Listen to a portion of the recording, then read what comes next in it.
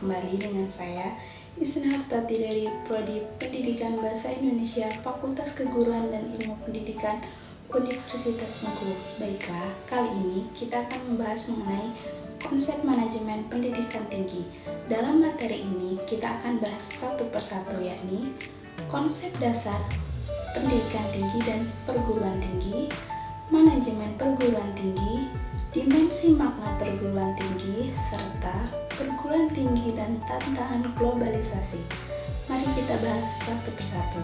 Yang pertama yaitu konsep dasar pendidikan tinggi dan perguruan tinggi. Menurut Indrajit dan Djoko Pranoto, istilah pendidikan tinggi dan perguruan tinggi sering saling dipertukarkan dengan anggapan mempunyai arti sama, sedangkan sebenarnya mempunyai arti yang berlainan. Pendidikan tinggi adalah pendidikan pada jalur pendidikan sekolah pada jenjang yang lebih tinggi daripada pendidikan menengah di jalur pendidikan sekolah. Atau dengan kata lain, menurut penulis, pendidikan tinggi merupakan jenjang pendidikan setelah pendidikan menengah yang mencakup program diploma, sarjana, magister, program doktor, program profesi, dan program spesialis yang diselenggarakan oleh perguruan tinggi. Berdasarkan kebudayaan bangsa Indonesia, sebaliknya perguruan tinggi adalah satuan pendidikan yang menyelenggarakan pendidikan tinggi. 1. Konsep pendidikan tinggi menurut Peraturan Pemerintahan Republik Indonesia Nomor 60 Tahun 1999 tentang Pendidikan Tinggi. Tujuan pendidikan tinggi adalah menyiapkan peserta didik menjadi anggota masyarakat yang memiliki kemampuan akademik dan atau profesional yang dapat menerapkan pengembangan dan atau memperkaya hasanah ilmu pengetahuan, teknologi, dan kesenian.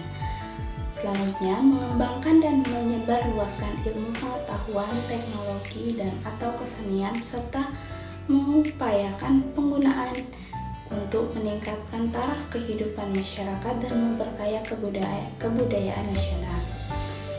Konsep perguruan tinggi. Perguruan tinggi dapat berbentuk akademik, politik, sekolah tinggi, institut, dan universitas. Pengertian dari masing-masing satuan pendidikan tersebut adalah yang pertama, akademi, menyelenggarakan program pendidikan profesional pada satu cabang atau sebagian cabang ilmu pengetahuan, teknologi, atau kesenian tertentu. Selanjutnya, politeknik, menyelenggarakan program pendidikan profesional pada beberapa bidang pengetahuan khusus atau perguruan tinggi yang menyelenggarakan pendidikan vokasi. Kemudian, sekolah tinggi menyelenggarakan program pendidikan akademik dan atau profesional dalam lingkup satu disiplin ilmu tertentu. Selanjutnya ada institut, menyelenggarakan program pendidikan akademik dan atau profesional dalam sekelompok disiplin ilmu pengetahuan, teknologi, dan atau kesenian. Selanjutnya universitas, menyelenggarakan program pendidikan akademik atau profesional dalam beberapa disiplin ilmu pengetahuan, teknologi, dana, atau kesenian tertentu. Yang selanjutnya yakni penyelenggaraan pendidikan tinggi. Pedoman pengelolaan perguruan tinggi terdiri atas 2, yaitu yuridis atau hukum dan perundang-undangan yang terdiri atas Undang-Undang Nomor 20 Tahun 2003 tentang Sisdiknas, Undang-Undang Nomor 12 Tahun 2012 tentang Dikti, PP Nomor 4 Tahun 2014 tentang Permendikti. 2. Teori-teori dan ilmu pengetahuan berupa buku dan karya ilmiah atau jurnal hasil penelitian. Pengaturan Pemerintah Nomor 60 Tahun 1999 tentang Pendidikan Tinggi mengatur bahwa menyelenggarakan perguruan tinggi yang dilakukan oleh masyarakat haruslah berbentuk yayasan atau badan yang bersifat sosial. Ketentuan tampaknya dimaksudkan untuk memberikan status badan hukum pada penyelenggaraan pendidikan tinggi. Jadi, ada semacam jenjang dalam penyelenggaraan perguruan tinggi swasta, yaitu jenjang pertama universitas dan jenjang kedua yaitu yayasan. Kemudian materi selanjutnya yakni manajemen perguruan tinggi. Nah, menurut Rajit dan Joko Pranoto, ada beberapa aplikasi fungsi manajemen umum dalam manajemen perguruan tinggi, yaitu 1. Perencanaan. Perencanaan program kerja termasuk perencanaan anggaran bukan merupakan hal baru bagi perguruan tinggi, baik perencanaan 5 tahunan maupun perencanaan tahunan.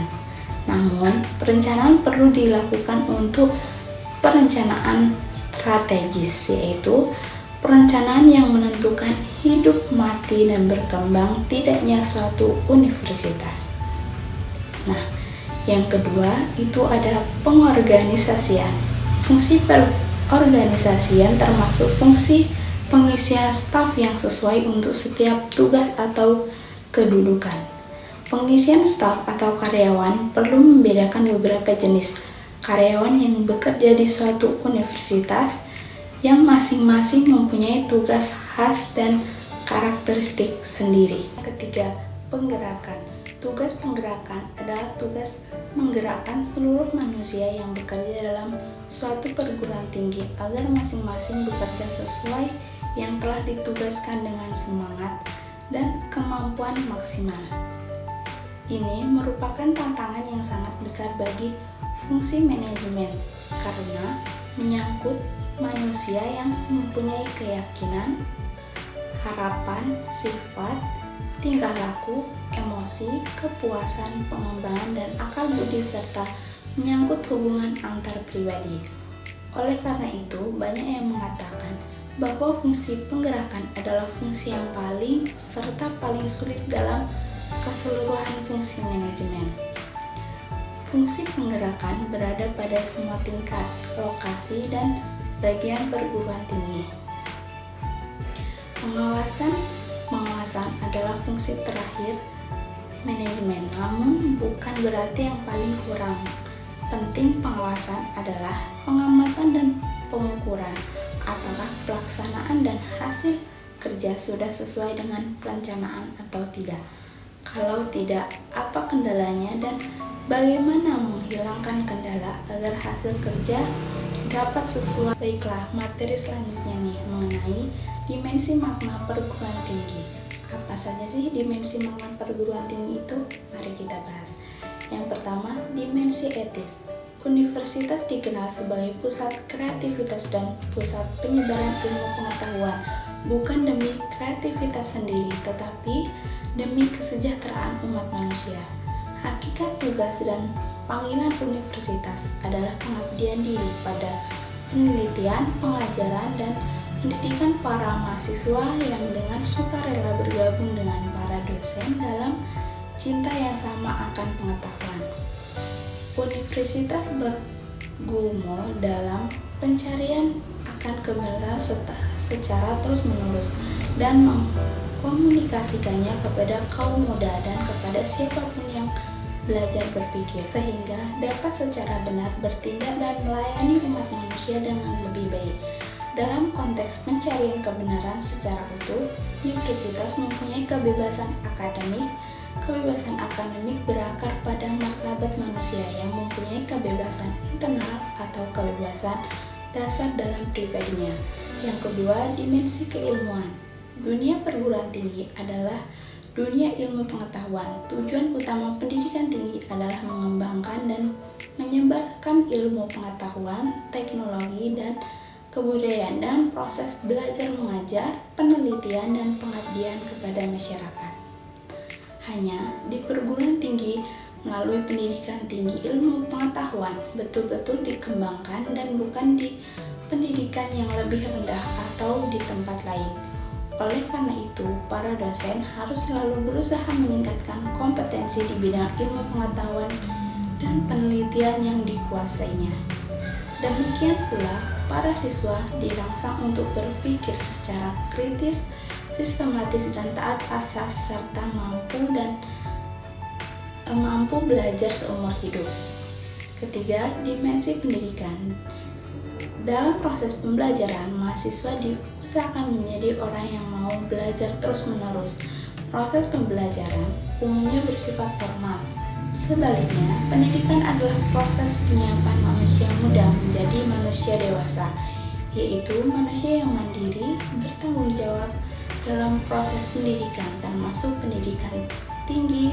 Tidak ada pengaturan kurikulum atau tidak ada struktur atau sistem.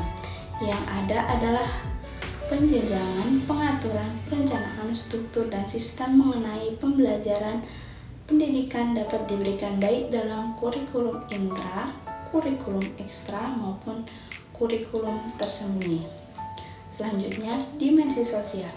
Melalui pengajaran dan penelitian, perguruan tinggi diharapkan memberikan sumbangan dalam memecahkan berbagai problema yang sedang dihadapi masyarakat seperti kekurangan pangan, pengangguran, kekurangan pemeliharaan kesehatan, ketidakadilan, kebodohan, dan lain sebagainya.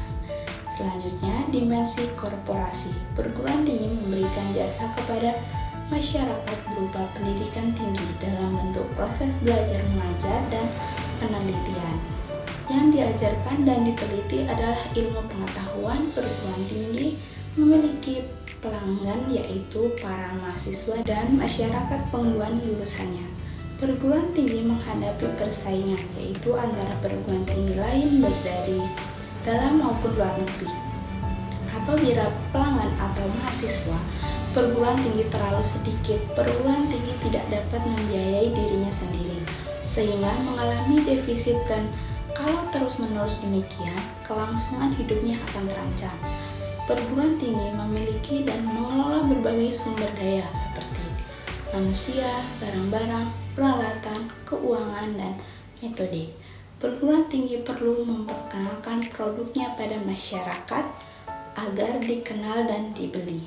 Nah, yang terakhir nih, perguruan tinggi dan tantangan globalisasi. Globalisasi berpengaruh pada semua tingkah laku manusia dan berdampak dalam tingkatan berbeda pada budaya, masyarakat, dan manusia. Ada 4 aspek globalisasi, yaitu perdagangan, pergerakan, modal, pergerakan orang, serta penyebaran ilmu pengetahuan dan teknologi. Dalam konteks pendidikan tinggi, globalisasi dapat berbentuk kebebasan masuk dan beroperasinya perguruan tinggi asing ke dalam negeri tanpa dapat dicegah atau dihindari. Bagi perguruan tinggi, globalisasi berarti 1. Teknologi informasi dan komunikasi seperti internet dan WW menyebabkan peralatan baru yang sangat ampuh dalam membentuk jaringan global untuk pengajaran dan riset. Nah, yang kedua, dalam lingkungan baru, suatu organisasi baik universitas maupun pemberi jasa informasi lainnya dapat memenuhi kebutuhan. Universitas global akan mampu mengajar mahasiswa dimanapun dan kapanpun, serta dapat mengambil dosen dari manapun. Nah, yang ketiga, universitas sudah tidak lagi memonopoli produksi ilmu pengetahuan. Mereka harus bersaing dengan penyedia jasa informasi dan pengetahuan lainnya yang tidak memerlukan kampus dengan segala fasilitasnya yang mahal. Dengan demikian, perguruan tinggi ada dampak yang perlu diantisipasi dan tantangan yang perlu dihadapi. Apa saja nih tantangan itu? Yang pertama, tantangan pada pengelolaan. Setiap negara harus membuka diri seluas-luasnya terhadap masuknya perguruan tinggi, dosen, peneliti, dan sebagainya, tanpa hambatan sama sekali dalam bentuk apapun. Tampaknya investasi langsung dalam bentuk brick and mortar atau bangunan dan bentuk fisik kurang memberikan keunggulan kompetitif, mengingat sebagian besar biaya perguruan tinggi adalah gaji dosen. Gaji dosen asing yang begitu tinggi tampaknya sulit bersaing dengan perguruan tinggi dalam negeri. Yang kedua, tantangan pada proses belajar mengajar. Globalisasi ternyata mengubah cara belajar mengajar dari bertatap muka dan melalui hubungan personal antara dosen dan mahasiswa menjadi hubungan maya dan personal. melalui internet dan video jarak jauh.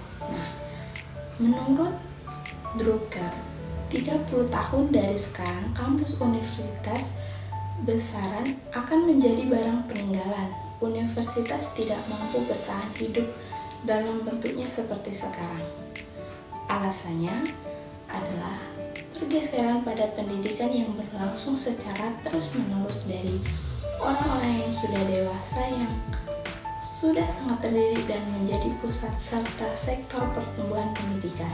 Nah, untuk tantangan yang ketiga yaitu tantangan pendidikan nilai. Globalisasi seiring kali menghadirkan pengetahuan dan informasi berlebihan yang tidak dapat ditangkap oleh kebanyakan, yang tidak mampu pula mencerna tantangan yang menyertainya. Nah, sehingga dalam hidup dalam alam globalisasi merupakan resiko dan mengubah identitas seseorang, tempat tinggal, dan kehidupan masa depan. Mungkin itu saja pembahasan kita kali ini, sampai bertemu di video selanjutnya. Tetap jaga semangat. Wassalamualaikum warahmatullahi wabarakatuh.